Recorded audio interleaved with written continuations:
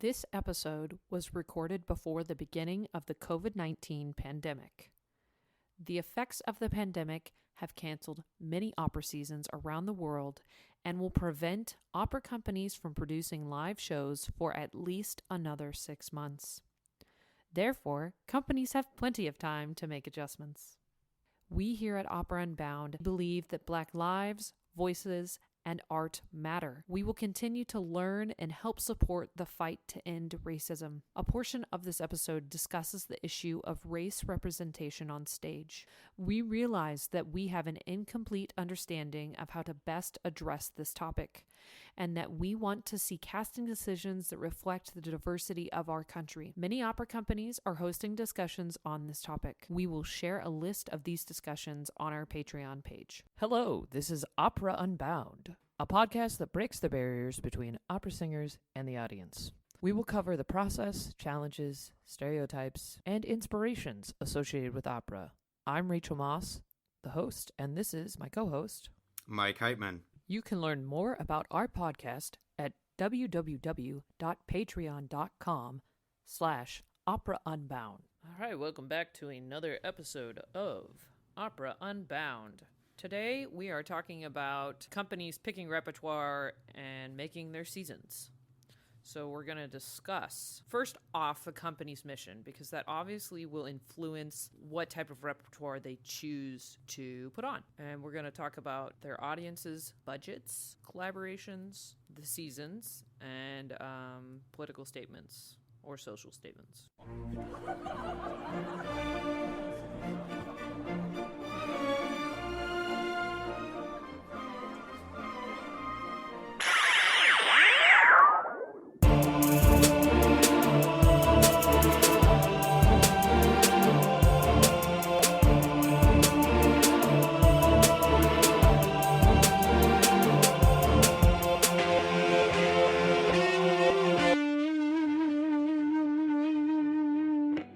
Let's talk about company missions.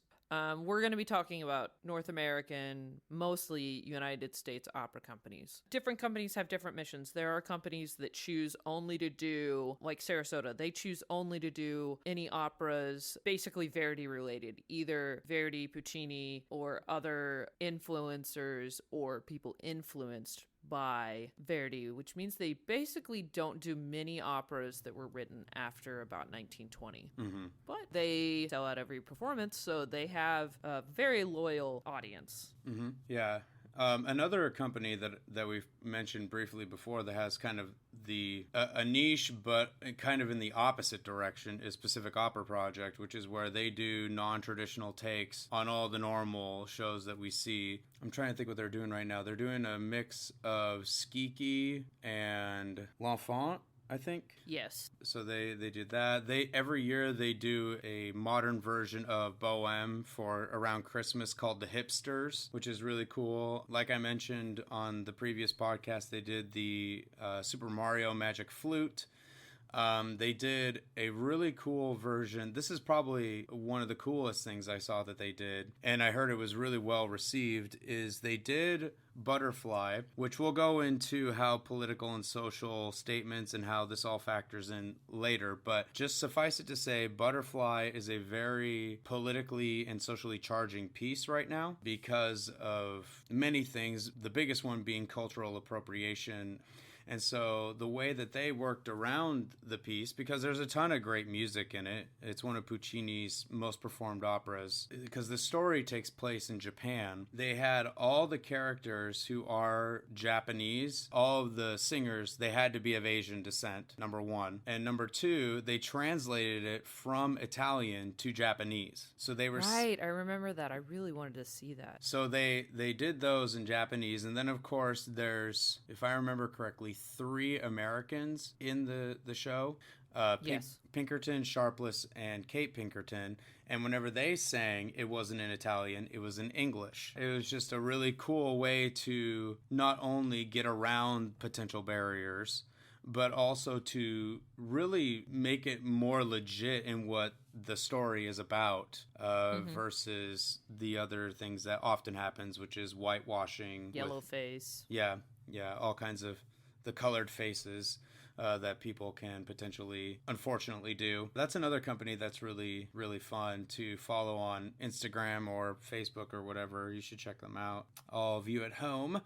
But then there are just traditional companies that want to say, hey, we love opera and we want to make it as accessible and as engaging as we can using the standard pieces. And so, we just want to promote culture and within our city or our state. I think it's really important for companies to really have a clearly defined mission, because then it makes all of this easier instead of a broad, we just want to promote the arts, because that's really wishy-washy and you get kind of in the mud a little bit. It's kind of like, to compare it to something else, I don't know if you're like me, but I listen to a lot of podcasts, political and social ones, and I have a hard time taking certain ones seriously when they claim to be objective when clearly they have a slant one way or the other, whether it's to the right or to the left. But they're like, no, we're straight news. I'm like, no, you clearly bend one way or the other. If you just were up front and said we are left or we are right, then it's a lot easier to handle. So if companies say, hey, our mission is blah, then it's easy to do that. Yeah, absolutely. And I think that companies' missions should be driven by the communities they serve. That obviously, two birds with one stone, they will have the greatest impact and they'll probably fill more seats. Mm-hmm. I think it's really hard for some companies. Some companies in the U.S. become so large. Obviously, you have the Met in, Chicago, San Francisco, and Houston, right? Those are honestly, but people travel across the United States or even from around the world to go see operas at these houses. They have a challenge in that they have to serve on a national or global platform as well as serving their local communities. Yeah, totally. Let's actually jump to the next thing, because this will dovetail real nicely.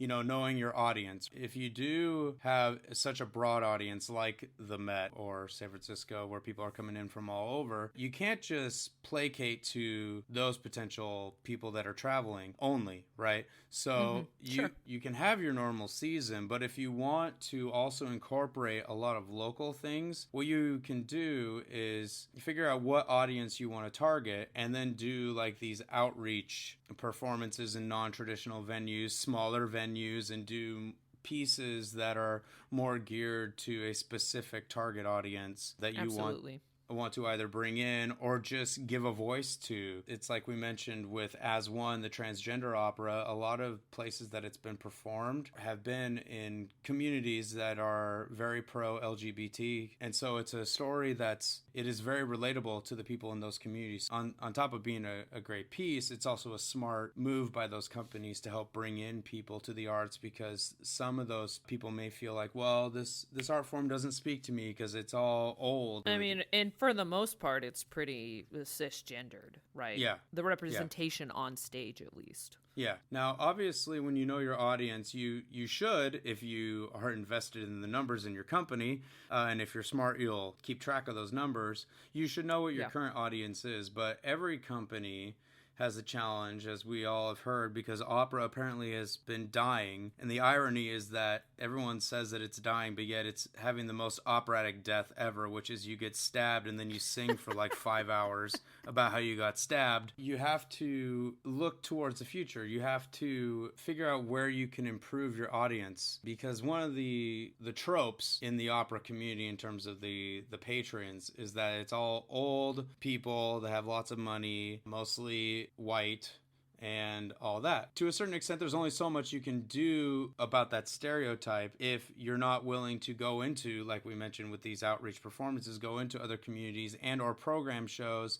that are more engaging to a younger or potentially more diverse audience. And I think that this is one of the most important reasons why how you craft your season and what repertoire you choose are so important. I looked up the last year's 50 most performed operas. The top 10, only one of them is not Verdi, Puccini, Mozart, or Rossini. Can you guess which one it is? Which opera falls into that category? Carmen. It's got to be Carmen. It's not. It actually is an American composer. I think this is just because this particular opera has had a lot of performances the last year, and that is Porgy and Bess by Gershwin. Oh, well, it's one of my favorite American operas. That's good that it's on the list. But I'm really surprised that Carmen didn't make it, because I remember this was a couple years ago. I was doing research for a recital, kind of doing like a top 10 or whatever. And I could have Hmm. sworn Carmen was on there. So that's Yeah, globally, Carmen is second oh, and usually is. But in the United States, it actually is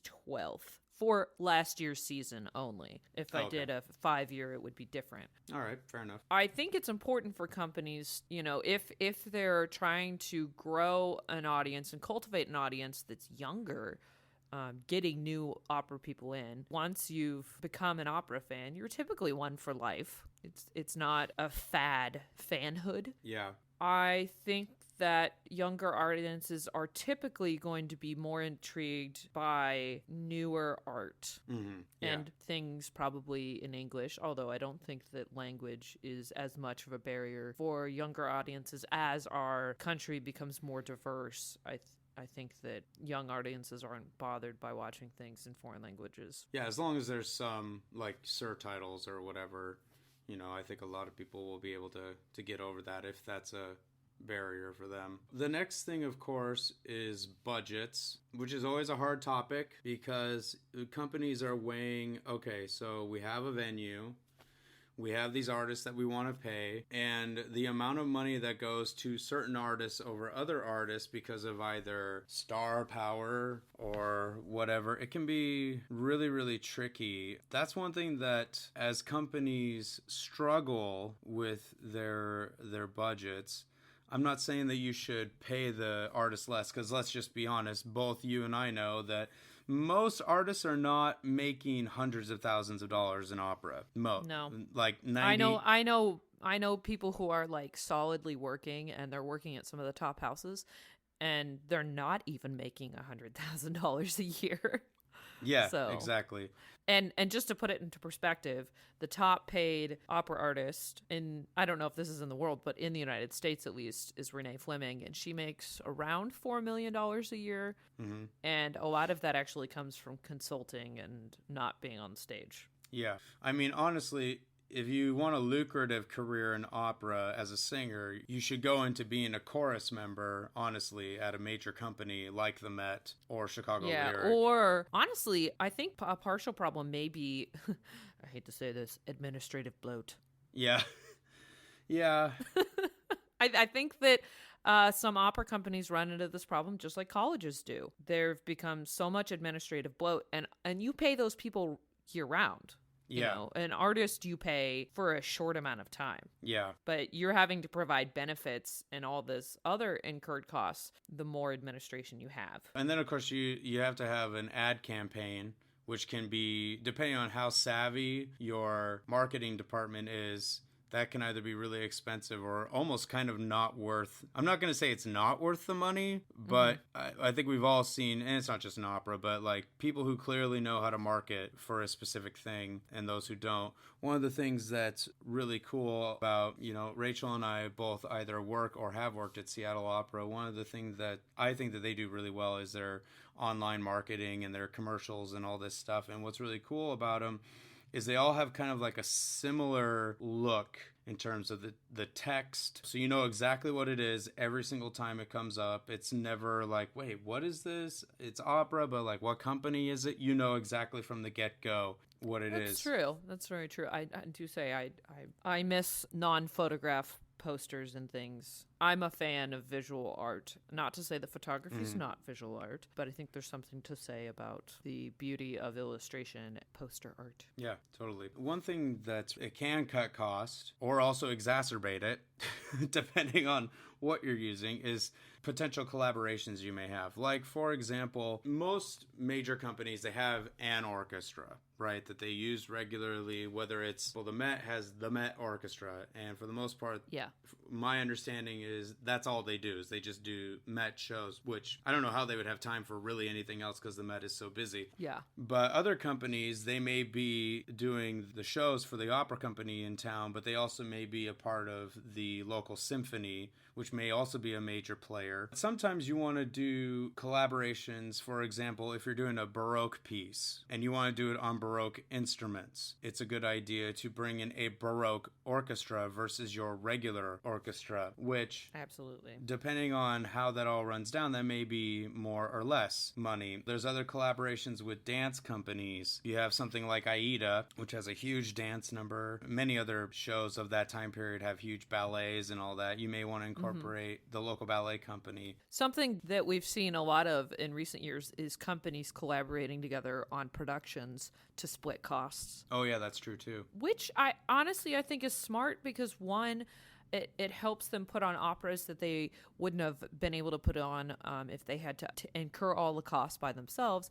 And that opera now not only gets seen in one community, but more than one community, which is also very smart. Mm-hmm. And also, from an artist perspective, if they, I don't know if this is always the deal when they do these kinds of collaborations, but if they can have the principal singers be the same, or most of them be the same throughout the different shows. One, as a singer, that's guaranteed work. Two, it's more cohesive from city to city, because maybe singer A, like say the lead soprano is just amazing in city A, but then it's a different person for city B, and while they may be very good, it's just not the same as city A. Whereas if they want to make a name for a certain production, I mean, like the way they do it with Broadway, like shows go on tour and the cast is pretty much the same the entire time. It might be sped up like the first half of the tour will be done by this cast and the second half will be done by this cast. But they cast the tour ahead of time. Yeah. I think that is genius and makes their job easier. Yeah. At least for casting directors. And the show is very cohesive then. Mm-hmm. You're right. You're not having to plug and play with different parts that may not have fit exactly the same. They fit, but perhaps not the same mojo that others do. Yeah. Or if nothing else, at least have the same director. Because, okay, we're going to blow some people's mind here, give you a real look behind the curtain. Every single show is written down and choreographed. Yeah. So Rachel and I were both in Aida for Seattle Opera a couple of years ago. And this was a production that had been at Washington National Opera. And I think it either had just been at San Francisco or it was going to San Francisco. I can't remember the timeline of everything. I think it was just at San Francisco. The director was the person at San Francisco also, Lauren Meeker. She's fabulous. And when she came to work with us, she's like, well, in San Francisco, we did it this way, and this is how it looks in our book. This is where you're supposed to move at this particular time. If you at least have the same director, then your quality control, for lack of a better term, in terms of the staging and the acting, is going to be more cohesive across the different iterations, which just keeps the integrity of the show. Sure. All right, so we've kind of touched on a lot of different things here. Now let's talk about crafting a season. Yeah. There's a lot of different things, so we'll just kind of touch on whether you do standards or not, or modern pieces, or pastiche, which is another thing that goes in between. It's not really necessarily modern, but it's potentially pastiche. Just for those who don't know, pastiche is where you take music that's already written, but you create a new story and you piece together different shows to make a completely different show. Like the Met did this really cool piece called The Enchanted Island. It's a bunch of Baroque music that they crafted this really cool fantasy story about this enchanted island. So what are some of your thoughts on what companies should consider when they're crafting a season, aside from what we've already talked about? Obviously, as we talked about, knowing your audience, your mission statement, and your budget are going to be the three major things that influence this. I believe, though, that all American companies should shoot for a minimum of 25% of their shows in English. Agreed. Yeah. I also think that a quarter of their shows should be modern. And I mean like written in the last 50 years modern, not necessarily modern adaptations. If we want to really embrace the future of opera, we have to not be afraid to take risks and put on modern opera for one. And those modern pieces can be in English, so that, two birds with one stone there. That leaves up to 50% of your season being these traditional Puccini, Mozart, Rossini, Verdi seat fillers. Yeah. I think that really for a lot of companies, it's a matter of where are we going to make the most money and where are we taking the hit, potentially. I think that comes down to marketing. I mean, and obviously what it involves to put on a new opera. That's true. With rights can be pricey. But I mean, honestly, it doesn't cost you anything in rights to put on Mozart, Verdi, Puccini. I mean, like literally it's definitely saves you money. Personally, as an opera seer, like I'll tell you, I've never seen Bohème. I'm just not interested in it. Oh, interesting. I'm going to be in it this coming spring as a chorus member. But I've never seen the opera. The story doesn't appeal to me. Yeah, I just don't care to see it. Fair enough. But I'm very interested in seeing new operas. I've seen a fair amount of operas throughout my life. A lot of the normal ones. I've seen Die Zauberflöte, Barber of Seville, Madame Butterfly, or Donji, Figaro. You know, I've seen Carmen. I've seen a lot of the classics. I, as an audience member, am looking to see what's new. What have I not seen? So, and that can include classical repertoire. I also wish that more Russian opera was done because I really just love Russian opera. Yeah. But I'm looking for new operas that are changing the future of opera, but also like what are they saying about our society today? Because for me, that's a major tenet of the arts, is that it's a reflection of our society and is usually making some sort of commentary on ways that we can improve ourselves. Yeah, and that's a pitfall too, or a potential pitfall in trying to do a modern adaptation of a show, just in general, even if you're putting it in English. But I think especially when you're just updating the production, but not taking it out of the original language, right? Yep. Like, how can you make a social commentary really effectively with something like Figaro, but you still keep it in Italian? Like that, it's pretty hard to do that effectively, I think, even though we still deal with this power and lust and all that stuff. Yeah, I definitely agree with the 25% rule for companies to at least shoot for that. My bend, of course, is always trying to put things in English, if at all possible.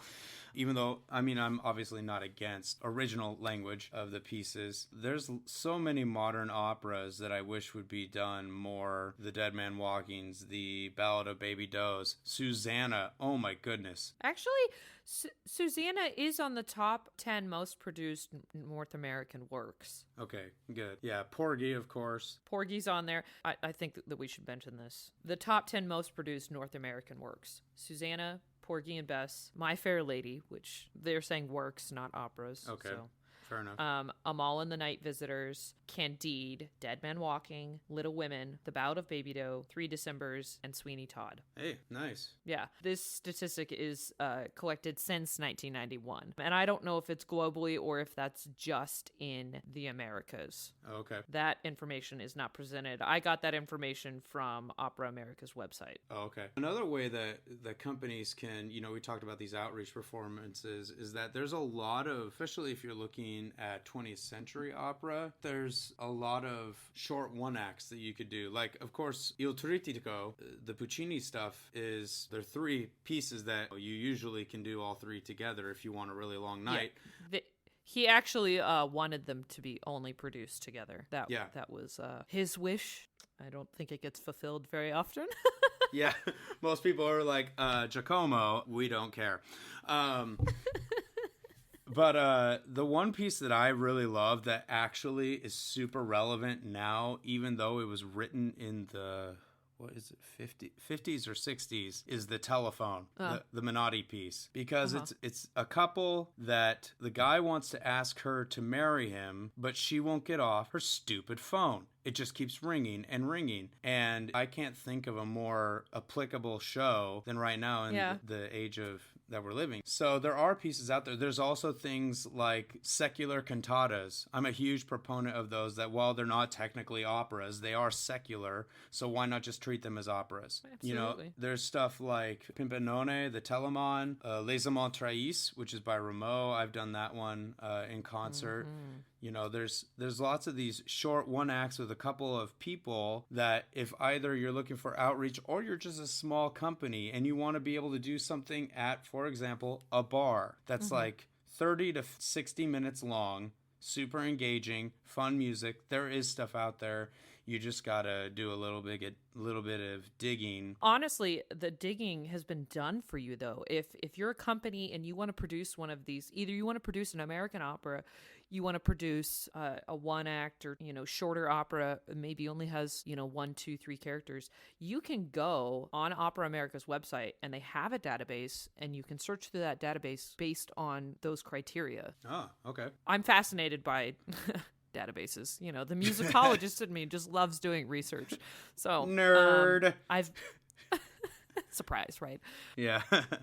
Yeah, it's available to you. There's even a database of works by women composers. I don't think it's not particular to opera, but it's just classical composers. Oh, okay. The information is available to companies to find, and rather easily.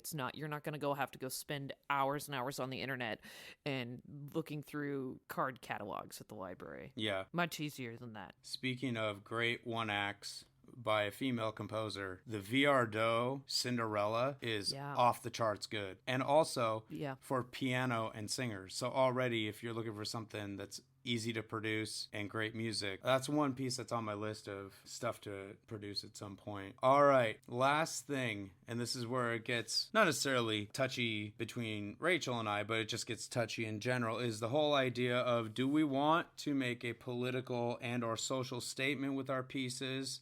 And if so, are we ready for the blowback? And do we have a plan? Because there are some pieces, for example, this happened before the huge thing in our country about political correctness. It was just kind of brewing at the time. But there's a company in Seattle called the Seattle Gilbert and Sullivan Society, and they had a production of the Mikado that was supposed to happen, it's like 5 years ago now, I think, at this point, and it got shut down because of outrage from the Asian American community in Seattle, because the Gilbert and Sullivan Society, the people who perform for it, mostly white people, right. And the Mikado takes place in Japan, and so the Asian American community feels that it's making fun of Asians. It's being whitewashed by a bunch of white people singing. The piece itself is actually making fun of British society at the time. It's a dated show, and it didn't age well. So it definitely,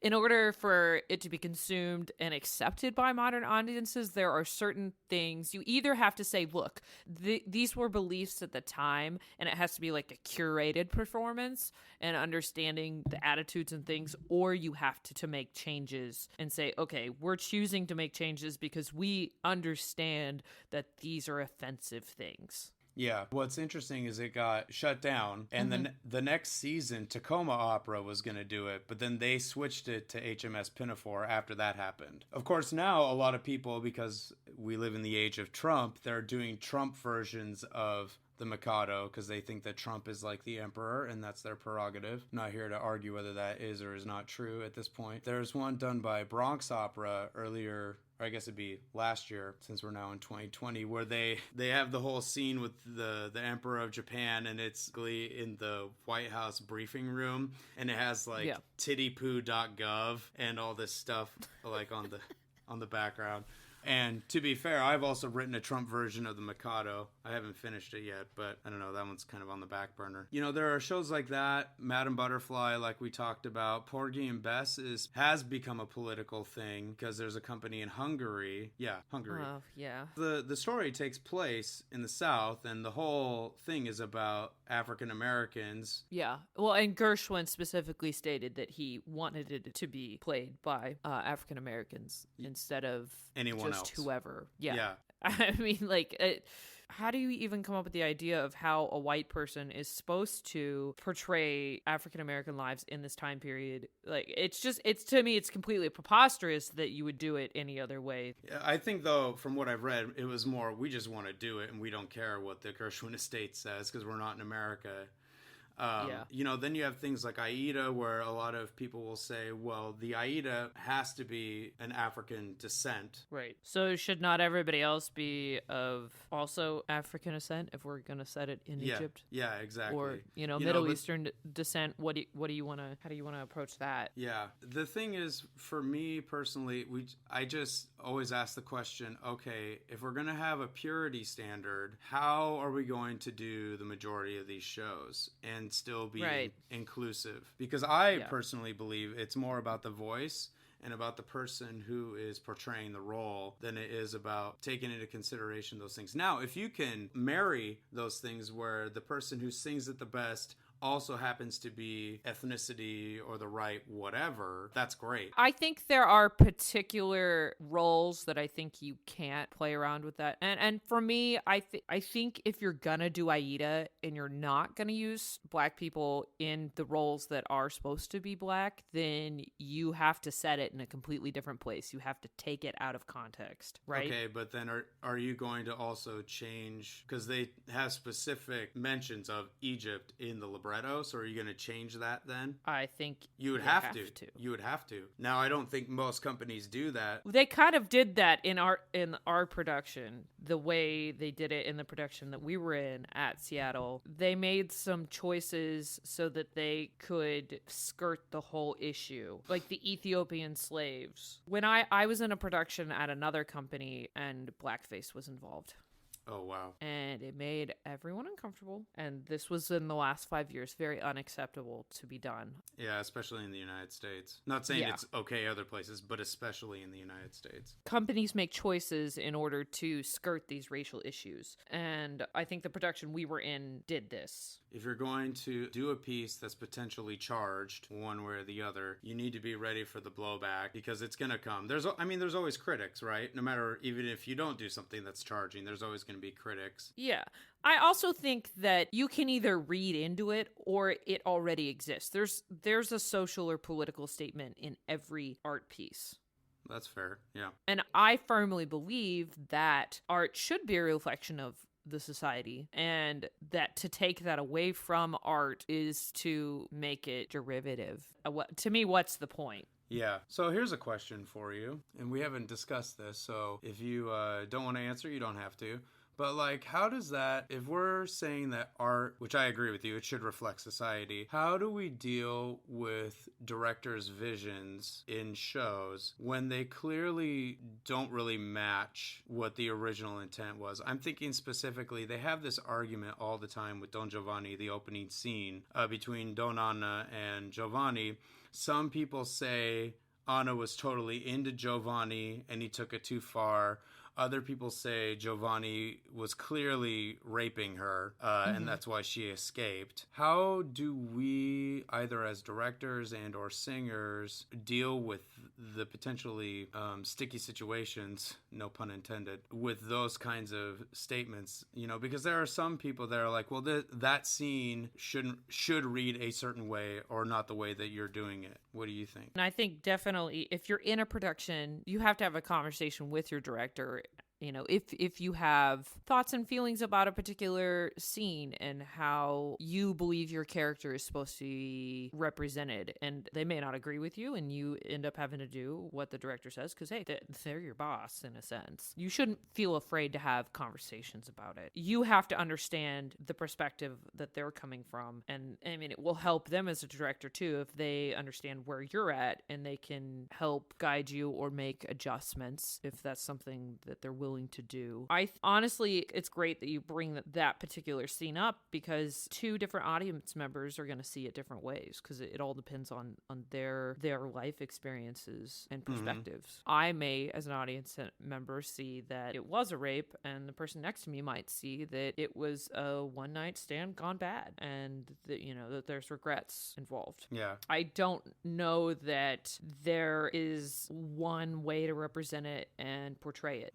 That's fair. Yeah, I guess everything is in the eye and ear of the beholder. I guess as companies and directors and stuff, we all take risks. I don't know. I just feel like sometimes directors, they do at least one of two things, maybe even one of three, if I can think of another one. One, they do it as it is, as ugly as a thing may be. Or two, they pander and or try to change things. And I guess it goes down to sometimes it works, sometimes it doesn't. Ultimately, audiences have a pretty good BS reader, especially if the singer themselves is not sold on the vision, because you can hear it, right? That's one of the things that I always know the great singers, because I'm not always fortunate to have the close seats in an opera house for various reasons. But the great singers, for me, are the ones when I'm sitting in the back and I can hear and feel every single thing that they're saying, even though I can't even see what their face is doing. Absolutely. For me, I think that companies or, directors shouldn't shy away from some sort of statement they want to make with an opera. Go for it. I do want to say that I think that if you're trying to make a statement, it needs to at least be in the vein of what's in the opera. I think sometimes the statements, people try and make statements and it's just not there. Mm-hmm. Like if we want to talk like Fidelio is a great opera to do if you want to make statements on political prisoners or just anything to do with the justice system and corruption. And there are other operas that fit into this, but like choosing which repertoire that you use and present to talk about a particular political or social issue will give that cause better clout. If I wanted to make a statement about violence against women, I would need to choose an opera where there is violence against women. Because if I chose to do an opera where there's not, it wouldn't really make sense. Yeah. I would be putting a facade on something and forcing it, which doesn't work very well. Yeah. Well, and then of course there's always the program notes, and that's a great place for the director of the show to say, hey, this is what I'm hoping to do. That way it's clear, number one, and number two, it's not weird for certain people that are like, why are they doing this? This is not what the show I thought was about. If you're not in the situation as the director to come out before the performance and give your spiel. Absolutely. I think a lot of people have ideas of like what certain operas are about, and they don't necessarily understand that there are subplots, right? That Tosca's a love story, but there's also an undercurrent of corruption within it, right? Yeah.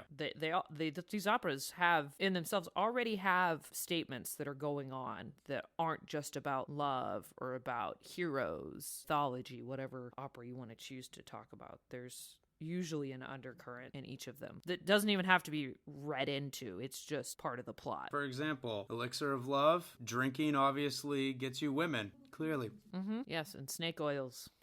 And snake oils.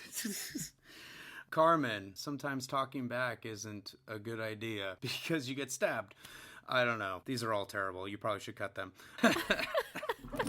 Well, Carmen is definitely, in a negative sense, was a representation of Roma people. Oh, true. Yeah. That's another piece that's politically charging, too, if you don't have... Definitely. Yeah. Especially as we become more sensitive as audience members, right? Not just sensitive, like we take everything personally, but sensitive to the feelings of other people in the audience and other people in the world. That these aren't just entertainment pieces. They have the power to change people's perspectives, and they have stereotypes involved with them that aren't acceptable. Yeah. I think we're getting off on a long tangent here, but okay. I think that the main point of this whole episode is to encourage North American companies, this, can include our neighbors, Canada and Mexico as well, to produce more operas in their native tongues and more modern opera. Totally. It's definitely, like you mentioned, that's the future of opera, literally. I mean, at one point, Traviata was modern. Yeah, every opera was new at some point, and it's definitely interesting to see which ones are most popular now, because if you read throughout history, there are certain composers that were really, really popular during their life and really aren't popular now. One of those is Donizetti. Which is sad. I love his That's stuff. not to say that Donizetti's music doesn't get done, but every Donizetti opera was like super popular, and there's only a handful that really get done now. Which is sad. He writes great stuff. He does. Beautiful music. I feel the same way about Massenet. I think more Massenet opera needs to be done. Yeah, but less Bohème. Less Bohème. I'm sorry. For me, yeah, Puccini's a little overrated in my mind. Yeah. And so is Mozart. I think both are a little overrated. I think they're important. I think everybody should see an opera by them. But for God's sake, let's put some other operas on. For sure. Thanks for listening to this podcast episode. We hope you enjoyed it. We'd love to hear your thoughts and requests, so leave us a comment below. For more information about the podcast or for extras, check out our Patreon page, www.patreon.com/operaunbound. You can help support the creation of this and much more content for as little as $3 a month. Like and subscribe to our channel, and also follow us on Instagram at Opera Unbound to stay updated. Ciao!